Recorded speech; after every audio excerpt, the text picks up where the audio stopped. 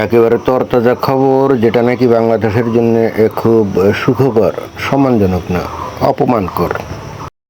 তো ঘটনা হচ্ছে যে ডাক্তার জাহেদুর রহমান, বাংলাদেশের যে প্রধানমন্ত্রী, তার কয়েকজন উপদেষ্টা আছে, তার মধ্যে একজন অন্যতম উপদেষ্টা এই ডাক্তার জাহেদুর রহমান কি একটা অনুষ্ঠানে যোগ দেওয়ার জন্য ভারতে গেছিল।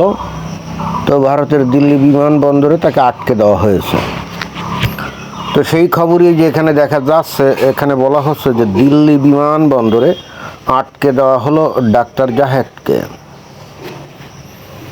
এখন এটা কি বাংলাদেশের জন্য অপমানকর না? কারণ ডাক্তার জাহেদ তো ওখানে ব্যক্তিগতভাবে যায় নাই, ডাক্তার জাহেদ গেছিল বাংলাদেশের প্রতিনিধি হয়ে। এখন সে কি ব্যক্তিগত পাসপোর্ট ব্যবহার করে গেছিল, নাকি সরকারি লাল পাসপোর্ট ব্যবহার করে গেছিল কে জানে। সরকারি লাল পাসপোর্ট নিয়ে যদি যেয়ে থাকে তাহলে তো তার সাথে এই ধরনের আচরণ করার কথা না। কারণ যে কোনো দেশের সরকারের প্রতিনিধি, তাও যদি আবার ভারতের যে অনুষ্ঠান, যেটা নাকি যে কনফারেন্স আর কি, যেখানে যাওয়ার কথা, তারা যদি অফিসিয়ালি ডাক্তার জাহেদকে ইনভাইট করে থাকে এবং এই কনফারেন্সটা, এটার সাথে যদি সরকার জড়িত থাকে, অর্থাৎ ভারত সরকার জড়িত থাকে, তাহলে তো তাকে এয়ারপোর্টে আটকে দেওয়ার কথা না, তাই না?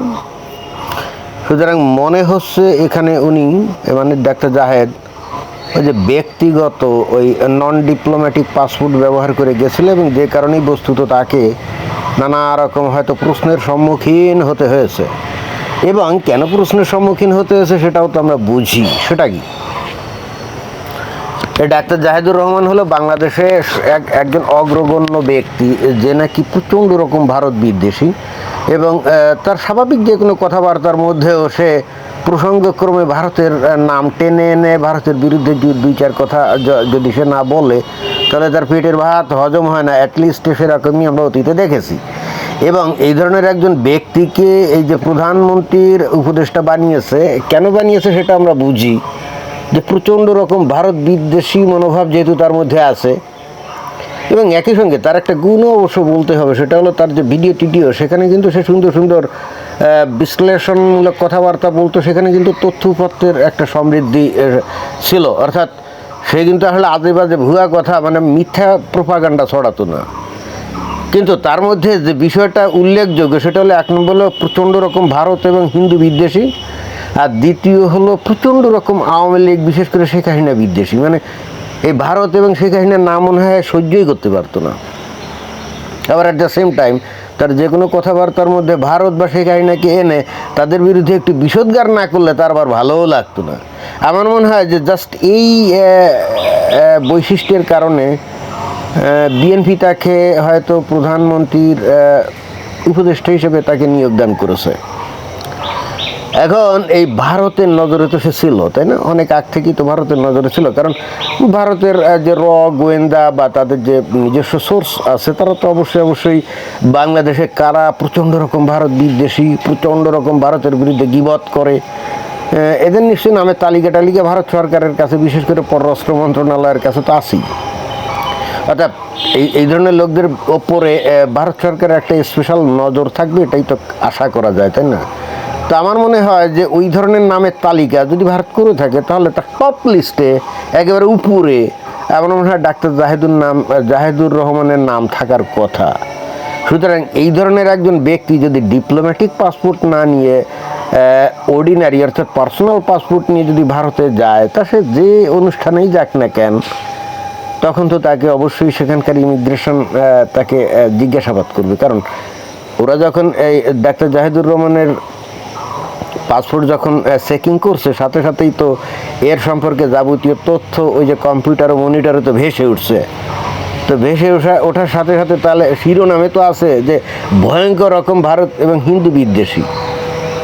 তো স্বাভাবিকভাবে ইমিগ্রেশন তখন তো তাকে নানা রকম প্রশ্ন করবে যে আপনি কেন আসছেন, কি বৃত্তান্ত, আর আসছেনই যদি সরকারের প্রতিনিধি, তাহলে আপনি অর্ডিনারি পাসপোর্টে কেন আসছেন।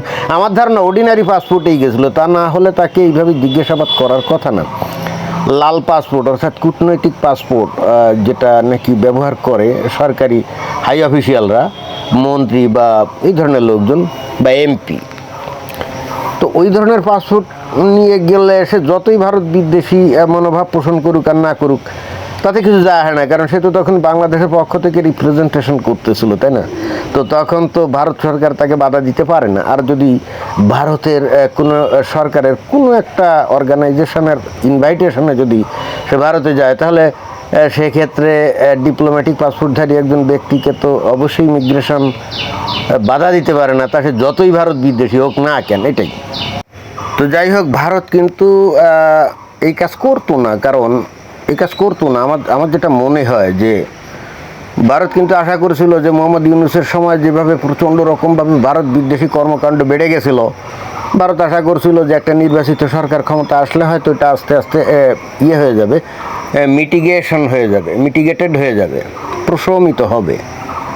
কিন্তু বিষয়ের সঙ্গে আমরা লক্ষ্য করলাম যে প্রায় 4 মাস হতে চললো এই যে বর্তমানে যে সরকার, বিএনপি সরকার ক্ষমতা আসছে, কিন্তু তাদের মধ্যে আমরা ওই ভারতের সাথে সম্পর্ক উন্নত করার কোনো প্রচেষ্টা এত দূরের কথা, সেই মোহাম্মদ ইউনূসের ধারাবাহিকতা অবলম্বনে পাকিস্তানের সাথেই দরম মহরম বেশি করা হচ্ছে। অথচ বেগম জিয়া যখন মারা যান তখন তার জানা যায়, কিন্তু ভারতের উচ্চ পর্যায়ের লোকজন কিন্তু আসছিল। এবং not only that, Tareq Zia যখন প্রধানমন্ত্রী হিসেবে শপথ গ্রহণ করবেন সেই অনুষ্ঠানেও কিন্তু ভারত থেকে উচ্চ পর্যায়ের প্রতিনিধি আসছিল। অর্থাৎ এই বার্তা নিয়েই আসছিল যে তারা বস্তুত এখন অতীতকে পিছনে ফেললে বাংলাদেশের সাথে খুব ভালো সুসম্পর্ক বজায় রেখে সামনের দিকে চলতে চায়। বাট বাংলাদেশ যে কোনো কারণেই হোক ভারতের এই সদিচ্ছাকে খুব একটা বেশি গুরুত্ব দেয় নাই। তারা মনে করছে যে ভারতকে পাত্তা না দিয়ে তারা যদি পাকিস্তানকে বেশি পাত্তা দেয় তাতে তাদের হয়তো রাষ্ট্রীয়ভাবে লাভ। অর্থাৎ এমনিতেই বাংলাদেশের সরকারের প্রতি ভারত সরকার প্রচণ্ড রকম মানে বিরক্ত অবস্থায় আছে। আর ঠিক এই মোমেন্টে জাহেদুর রহমান এর মতো একজন প্রচণ্ড ভারত বিদ্বেষী লোক যদি ভারতে যায়, তাহলে তো স্বাভাবিকভাবেই তাকে তারা ভিতরে ঢুকতে দিবে না, অথবা বাধাগ্রস্ত করবে, অথবা নানা রকম প্রশ্ন করবে, সেটাই তো স্বাভাবিক। অর্থাৎ ডাক্তার জাহেদুর রহমানের মতো একজন উচ্চপদস্থ, এই যে একজন উপদেষ্টা, তাই না, প্রধানমন্ত্রী উপদেষ্টা, সে তো আর নিম্ন পদস্থ না, একজন উচ্চপদস্থ লোকের সাথে এইভাবে তারা অসৎ মানে দুর্ব্যবহার বলা যায়, এটা তো ভালো ব্যবহার না, তাই না? এই ব্যবহার করে তারা বস্তুত বাংলাদেশকে কি দৃষ্টি দিয়ে দেখছে, আমার মনে হয় যে ভারত সেই বার্তা দিতে চেয়েছে। অর্থাৎ ভারত বাংলাদেশকে বার্তা দিতে চেয়েছে তোমরা যা করছো এটা কোনোভাবে গ্রহণযোগ্য না, এবং এইভাবে যদি করতে থাকো তাহলে ভবিষ্যতে তোমাদের জন্যে ভারত আরও অনেক কিছু পদক্ষেপ নিবে। আপাতত অবজারভেশনে আছে, বাট ভবিষ্যতে কিন্তু অ্যাকশান নিবে। আমার তো মনে হয় যে বিষয়টা এরকম। এবং একই সঙ্গে অ্যাকশান তো অলরেডি চলছে, তাই না? যে ভারতে বিভিন্ন জায়গায় কথিত বাংলাদেশের যে অনুপ্রবেশকারী, যারা নাকি অবৈধভাবে ভারতে ঢুকে বসবাস করে, তাদেরকে তো পুশ ব্যাক করার নানা কার্যক্রম অলরেডি ভারত চালিয়ে যাচ্ছে, তাই না? তো আমার কাছে এটাই মনে হয়। এবং আমি ঠিক এটাও আমার মাথায় ঢুকছে না যে জাহেদুর রহমানের মতো একজন লোককে কেন বাংলাদেশ ভারতে পাঠাতে গেল ঠিক এই মোমেন্টে, যেখানে নাকি বাংলাদেশের সাথে সম্পর্ক মোটেই ভালো না। অথবা এমনও হতে পারে বাংলাদেশ হয়তো টেস্ট করার চেষ্টা করছে, দেখি ভারত কি প্রতিক্রিয়া দেখায়, এমন একজন ব্যক্তিকে পাঠাবো যার সাথে ভারত দুর্ব্যবহার করবে, এবং তখন হয়তো বাংলাদেশ এটাকে একটা ইস্যু করে হয়তো কিছু বলতে পারবে যে দেখো তোমরা আমাদের সাথে দুর্ব্যবহার করো, এরকম হতে পারে, আমি ঠিক জানি না। তবে এইরকম একটা কঠিন সময় জাহেদুর রহমানের মতো এত ভয়ঙ্কর ভারত বিদ্বেষী লোককে ভারতে পাঠানো বাংলাদেশের মতো এত বড় ছোট্ট এবং অগুরুত্বপূর্ণ রাষ্ট্রের জন্য মোটেও যৌক্তিক হয়নি বলে আমার কাছেই মনে হয়। বাংলাদেশকে বুঝতে হবে তাদের ওজন কত। বাংলাদেশ যদি ওজন বুঝে না চলে আচরণ করা শুরু করে, তাহলে তার প্রতিফল তো তাকে পেতেই হবে, তাই না? ভারতের সাথে সম্পর্ক খারাপ করে এবং পাকিস্তানের সাথে সম্পর্কের উন্নতি ঘটিয়ে, মানে গলায় গলায় সম্পর্ক তৈরি করে বাংলাদেশ কতদূর সামনে এগোতে পারে, এখন সেটাই আমাদের দেখার পালা। ধন্যবাদ।